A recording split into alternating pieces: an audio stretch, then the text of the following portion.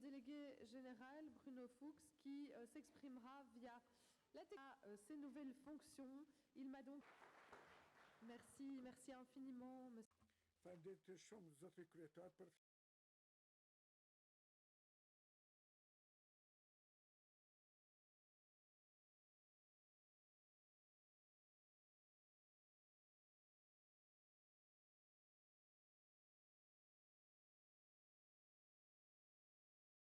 Në Kosovë, ky parlament simbolizon një përpjekje të gjatë për liri, drejtësi dhe barazi. Mund të tingëllojë çuditshme të dëgjoni se sot jemi vetëm një qerek shekulli nga çlirimi i Kosovës dhe më pak se 17 vjet nga pavarësia e vendit tonë. Andaj, duke u drejtuar këtu, ku shumica prej nesh kanë ende një kujtim të freskët të viteve të errta të fundshkullit të 20, dëshiroj të theksoj se demokracia, të drejtat themelore të njerëzit dhe paqja, nga të cilat ne të gjithë ishim të privuar në atë kohë, kanë sot një kuptim shumë të çmuar për neve. Ndër këto vlera fundamentale, më lejoni të nënvizoj se edhe pse popullsia e Kosovës është rreth 93% shqiptare, vendi ynë jetëson një shkallë të lartë respekti për shumë gjuhësinë dhe multikulturalizmin, e cila është ngërthyer në kushtetutën tonë dhe vërehet në çdo ligj shtetëror, ndërsa 20 nga 120 ulse në kuvend janë të rezervuara për pakicat etnike. Rrjedhimisht, Kosova është një vend ku mund të gjenden vlerat rrënjësore që i ndajmë me botën e frankofonisë. Me gjithë këto, më duhet të vënë pas se përkundër dëshirës për të avancuar nga antare e asociuar në antare të plot të organizatës ndërkombëtare të frankofonisë, Kosova ende nuk ka mundur t'i përmbush të gjitha detyrat e nevojshme për të fituar këtë status. Samiti i fundit i mbajtur në Francë tetorin e kaluar, 10 vjet pasi Kosova u bë antare vëzhguese, ishte gjithsesi një moment i rëndësishëm në rrugën tonë drejt vlerave përbërëse të organizatës. Natyrisht, është e kuptueshme që jo gjithçka varet nga vendimet e Kosovës, duke patur parasysh që duhet të ketë edhe disa vlerësime politike që lidhen me kriteret e marrëdhënieve të mira fqinjësore. Dhe në këtë drejtim të gjithë e dimë veçoritë historike dhe të sigurisë mbi sfidat që prekin të gjithë rajonin përkundër gatishmërisë së dëshmuar të Kosovës për të kontribuar në të gjitha aspektet e bashkëpunimit rajonal. Por ndërkohë jam i bindur se potenciali i plot i zhvillimit të mësimit të frëngjishtës në Kosovë mbetet ende i pashfrytzuar.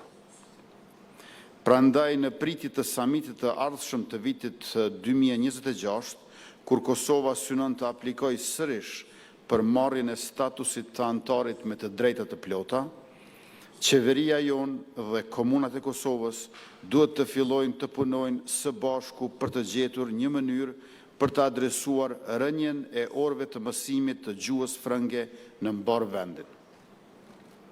Ky duhet të jetë hapi i parë, duke e ditur që mund të llogarisim në përkrahjen e Institutit Francez të Kosovës të posaformuar në Prishtinë për të identifikuar së bashku mënyrat më praktike dhe efektive të suksesit.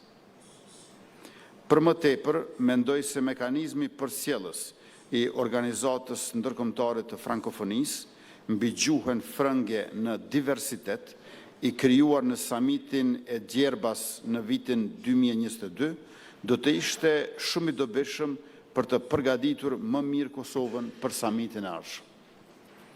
Në këtë drejtim jam mirënjohës shteteve anëtare të organizatës, të cilët muajin e kaluar ritheksuan mbështetjen e tyre për Kosovën në vazhdimin e këtij rrugtimi dhe në përpjekjet tona drejt antarësimit të plotë. Siç thash edhe më herët, potenciali i plot i të mësuarit të gjuhës frënge nuk është shfrytzuar ende si duhet në të gjitha dimenzionet e saj. Unë vetë jam i pakënaqur që kam lexuar kaq shumë autor, filozof, shkrimtar dhe sociolog francez, por asnjëherë drejt për drejt në frëngjisht. Dhe e di që me zotëri Glau Konjufsën ndajmë të njëjtën ndjenjë e përshtypje sa i përket letërsisë dhe kinemas franceze, edhe pse ky zhgënjim i yni kompenzohet deri diku nga kënaqësia që vjen kur shohim sa shumë është përkthyer letërsia franceze në shqip, si dhe nga marrëveshja e arritur për bashkëprodhim ndërmjet qendrës kinematografike përkatëse të Kosovës dhe të Francës. Pavarësisht kësaj, për te i fushës së kulturës, ka shumë më tepër nevojë për njohjen e gjuhës frënge. Për shembull, bashkëpunimi dypalësh që e kemi me Zvicrën, Luksemburgun dhe Belgjikën ofrojnë horizonte të reja për ata që punojnë ose përfitojnë nga agjensitë dhe projektet e tyre përkatëse. Prania në rritje e Agjensisë Franceze të Zhvillimit, AFD, dhe një sër kompanish private ka rritur rëndësinë e botës frankofone në vendin tonë përgjatë viteve të fundit. Personalisht, vetëm këtë verë, gjatë lojrave olimpike në Paris, isha dëshmitar i fuqisë dhe ndikimit të gjuhës frënge dhe vlerave universale të saj. Dhe muajin e kaluar, përsëri në Paris, me rastin e forumit të parë ekonomik mes Kosovës dhe Francës, mu kujtua potenciali i madh për investime dhe lidhje tregtare ndërmjet dy vendeve tona. Në këtë aspekt, diaspora jonë frëngjishtfolëse në Belgjik, Francë, Luksemburg dhe Zvicër është një aset që ne kemi përfshirë edhe në vizionin e qeverisë për zhvillimin e vendit tonë. Në fakt, titulli i samitit të Organizatës Ndërkombëtare të Frankofonisë të muajit tetor të vitit 2024 përmbledh potencialin ambicioz të botës frankofone, pjesës e cilës do të doja që të ishte edhe Kosova. Po citoj, të krijoj, të sjell risi dhe të ndërmarrësh në frëngjisht, mbaron citati. Dhe siç më njoftuan, panairi Frankotek i organizuar gjatë samitit dha një pasqyrë të gjerë se çfarë mund të arrihet duke ndarë të njëjtën frymë bashkëpunimi dhe të njëjtën gjuhë, pavarësisht diversitetit ton e duke ju gëzuar atij. Prandaj të nderuar të ftuar të Asamblesë Parlamentare Frankofone, tashmë ju e keni kuptuar se ambicia e Kosovës për t'ju bashkuar plotësisht Organizatës Ndërkombëtare Frankofone shkon përtej perspektivës së vetme dhe unike të mësimit të frëngjishtes në vetvete. Krahas mjetit të jashtëzakonshëm të emancipimit dhe qasjes që ofron gjuha franceze, këtë të fundit e shoh si një faktor që përshpejton bashkëpunimin ndërmjet vendeve, sipërmarrësve dhe zhvillimin e Kosovës. Nga ky këndvështrim, temën e diskutimeve tuaja të ditës e shoh shumë të përshtatshme dhe të dobishme.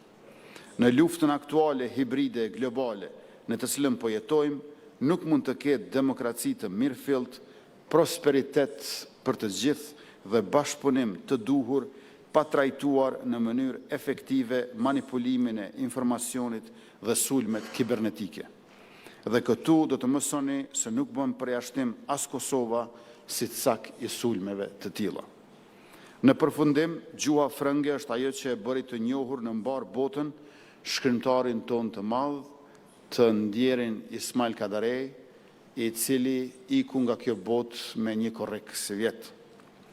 Frëngjishtja është gjithashtu gjuha që foli presidenti i ndjer dhe lideri i ish-lëvizjes pacifiste Ibrahim Rugova, kur gjatë viteve të 90-ta gjeti mbështetje të madhe në mesin e intelektualëve francez. Ai ishte student i Roland Barthes, që sigurisht e admironte profesorin e tij. Por gjuha frënge do të thotë kaq shumë gjëra dhe për ta mbyllur këtë adresim do të përpiqem të lexoj në frëngjisht fjalët e burgshtetasit, poetit dhe nismëtarit të krijimit të Asamblesë Parlamentare Frankofone, Leopold Sédar Senghor. La France, ce sont les grands orgues qui se prêtent à tous les timbres, à tous les effets, des douceurs les plus suaves aux fulgurances de l'orage.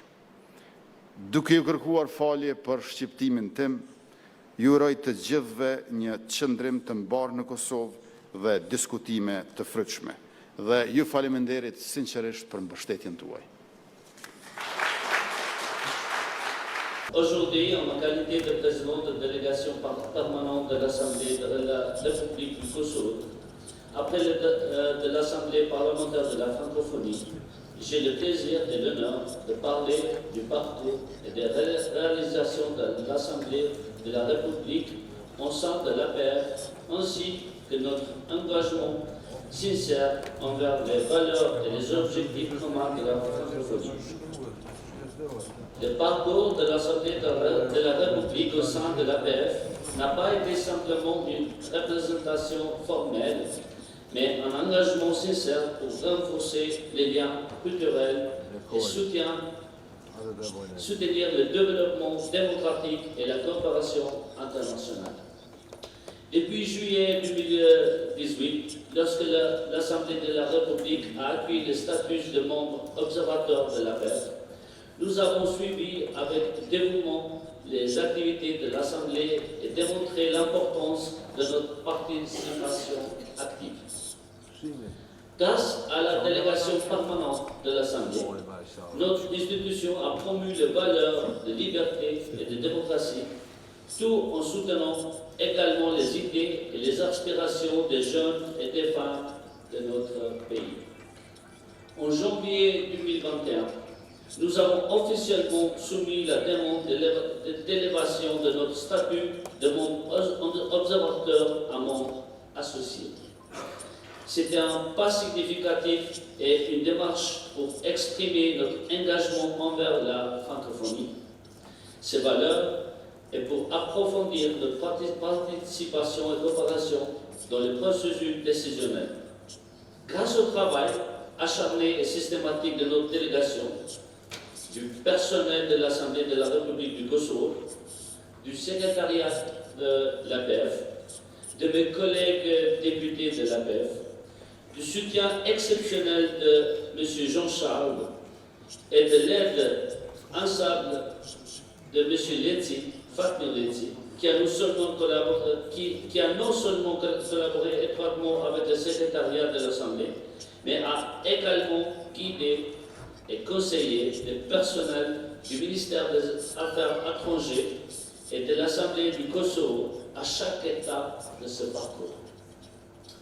En juillet 2022, lors de la session tenue à Kigali, à Rwanda, tout ce travail a été couronné par l'avancement du statut de membre observateur à membre associé de l'APF. Nous conférons le droit de vote et une participation complétée aux discussions importantes de cette Assemblée. Merci à tous. Un autre moment très important pour l'Assemblée et pour notre représentation, non seulement à l'APF, mais aussi sur la scène internationale, a été l'initiative d'organiser le premier séminaire parlementaire à Pristina, avec le soutien du réseau des femmes parlementaires de l'APF et de l'Organisation internationale de la francophonie. Ce séminaire, axé sur la promotion d'une assemblée sensible aux genre et le soutien des droits des femmes, a servi de forum pour partager nos expériences et défis et encourager des changements durables pour les droits des femmes et l'égalité des genres dans la région.